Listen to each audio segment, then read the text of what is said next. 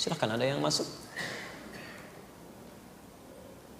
Telepon khusus dari luar ya, bukan luar di sini. Yang tentu telepon, assalamualaikum, masya Allah. Dari mana Ustaz? Ini dari luar masjid? Oh, nggak usah ini. Tulis saja bisa disampaikan.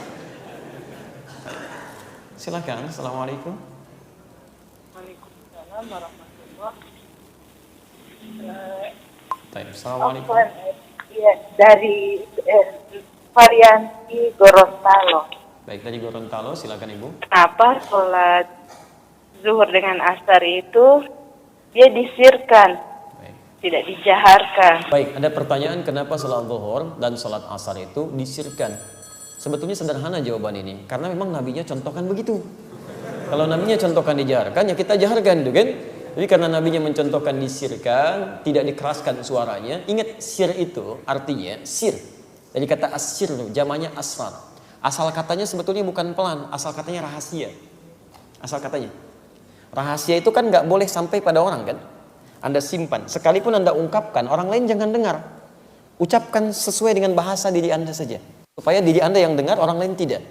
Makanya diambil kalimat ini dalam bacaan salat zuhur dengan asar dengan kalimat sir di sini dengan makna pelan. Maksud pelan di sini, samping pun jangan sampai bisa dengar. Kita aja cukup yang bacakan.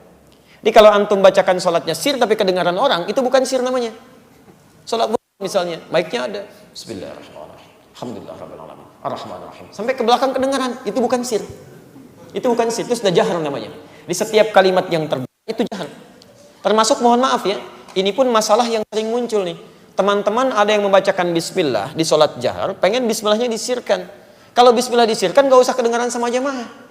Kadang-kadang ada sebagian yang ingin menampakkan pada orang, ini sebetulnya saya bukan dijaharkan, disirkan supaya orang tahu saya sirkan. Ke mic didekatkan. Bismillahirrahmanirrahim. Ya, kedengaran sampai belakang.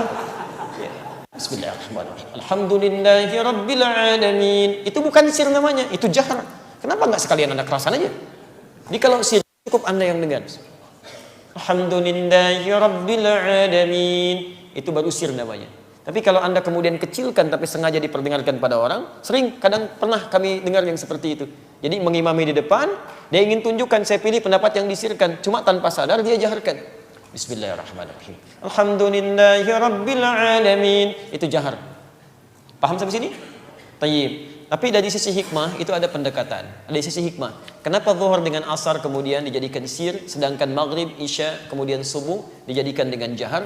Ada sebagian ulama yang kemudian mencari, memahami dan menyimpulkan bahwa karena pada umumnya waktu siang itu sibuk dengan beraktivitas dalam hal keduniaan.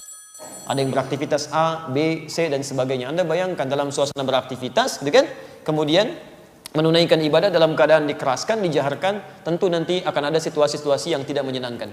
Imma pekerjaan orang lain menjadi terasa ada saut-sautan, atau sholat Anda pun misalnya bisa terganggu dengan jawaban-jawaban dari orang lain.